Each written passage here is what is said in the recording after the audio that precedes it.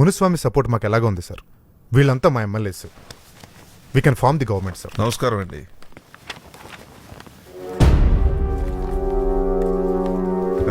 Sir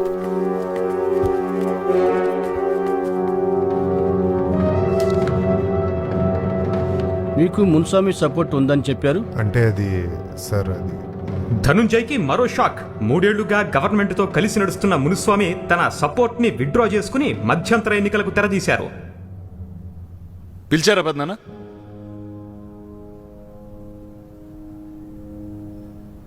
Arjun, ఏమిట్రా ఇది? ఏం చేస్తున్నావు నువ్వు? నా రక్తం, నా కుటుంబం, నా సర్వస్వం 30 సంవత్సరాలు ధారపోసి పెంచుకున్న సామ్రాజ్యం రైది. దాన్ని కాస్త ఒక్కసారిగా కూల్చేశావు. నువ్వు నడిపిస్తున్న ప్రభుత్వమే కదరా, అయినా ఇలా ఎందుకు చేశావురా? శవాలను నడిపించలేం కదా పెద్దనాన్న, వాటిని సమాధి చేయాలి. మీరు కరెక్ట్ కాదు. మీలాంటి వాళ్ళు జనాలకు అవసరం లేదు. మీ గాలి సోకిన, మీ నడిచే మట్టి వాసన నాకు తగిలిన, మీలో ఏ ఒక్కరు ఆలోచన నేను విన్నా మార్పు సాధ్యం కాదు. మరో 100 ఏళ్ళు వెనకాలకి వెళ్లాల్సి వస్తుంది. అందుకే మీ నుంచి దూరంగా వెళ్ళిపోతున్నా, ఒక కొత్త ప్రపంచం కోసం.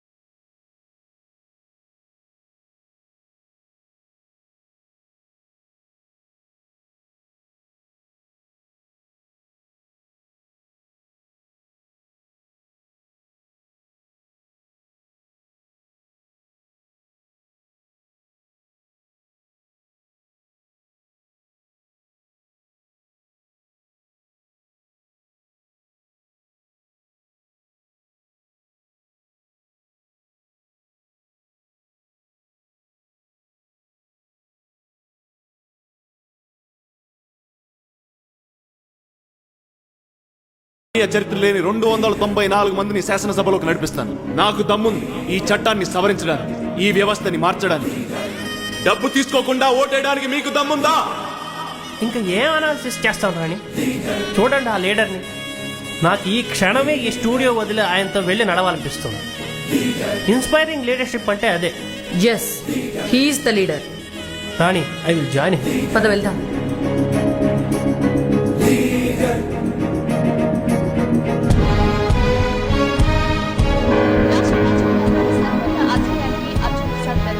నా ఊరిలో నా భవిష్యత్ అన్న దిశగా ఆయన పార్టీ పరుగులు తీస్తోంది. అఖండ మెజారిటీ దిశగా ఆయన పార్టీ పరుగులు తీస్తోంది. ఏ చోట చూసినా, ఏ ప్రాంతంలో చూసినా అర్జున్ పార్టీ కంప్లీట్ గా స్వైప్ చేస్తూ వెళ్తుంది. ఈ రిజల్ట్స్ ని బట్టి పొలిటీషియన్స్ కి లీడర్స్ కి గల తేడాని ఎత్తి చూపిన చరిత్రాత్మక రోజు ఇది అని మనం చెప్పొచ్చు. నిజమే, ఇది దేశ చరిత్రలోనే ఎవరు కని విని ఎరుగని తీర్పు. రాష్ట్ర ప్రజలకు ఒక నిజమైన లీడర్ ఉదయించిన రోజుది.